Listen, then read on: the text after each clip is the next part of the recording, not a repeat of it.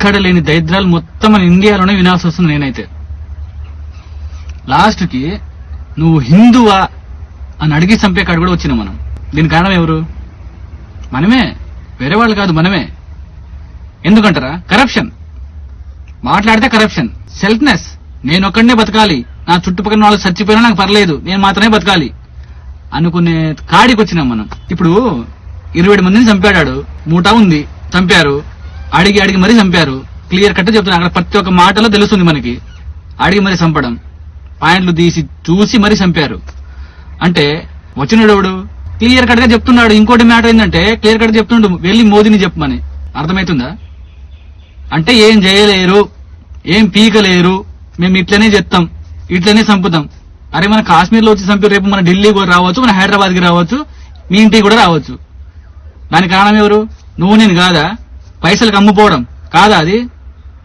అరే ఆడదాకేందు, రేపు నీకు 10 లక్షలు ఇస్తాం, మీ అమ్మని చంపేయమంటే చంపేస్తావు నువ్వు, అంతేగా. ఇంకా ఎన్ని ఘోరాలు చూడాలి వస్తుందని నా మీద నాకే ఆయాసం వేస్తాను తెలుసా. పక్కనూరు నుంచి రాడు, మనలో నుంచే వస్తాడు. వాళ్ళు మన పాకిస్తాన్ నుంచి వచ్చిర్రా మనని చంపడానికి? ఏం మా గేట్లు లేవా? మేము లేమా ఆడా?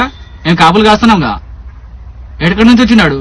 ఫస్ట్ అయితే ఎవరినైతే ఈ దీన్ని సపోర్ట్ చేస్తుర్రో ఆ నా కొడుకుల్ని అడ్డంగా నరికేయాలి.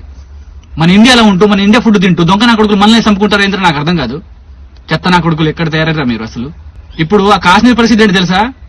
టూరిస్ట్ వెళ్ళకపోతే తినడానికి తిండిలు ఉండదు వాళ్ళకి, ఆ పరిస్థితిలో ఉంటారు వాళ్ళు. ఎలా చేయాలనిపించిందో మీకు అర్థం కాదు. వేరే వాడు రాడు కదా, మీ వాడే కదా వచ్చింది. నువ్వు సపోర్ట్ చేసిన వాడే కదా వచ్చింది ఆడికి, నువ్వు రమ్మంటేనే కదా వాడు వచ్చింది. ప్లాన్ పగ్గడు బంది ప్లాన్ అది.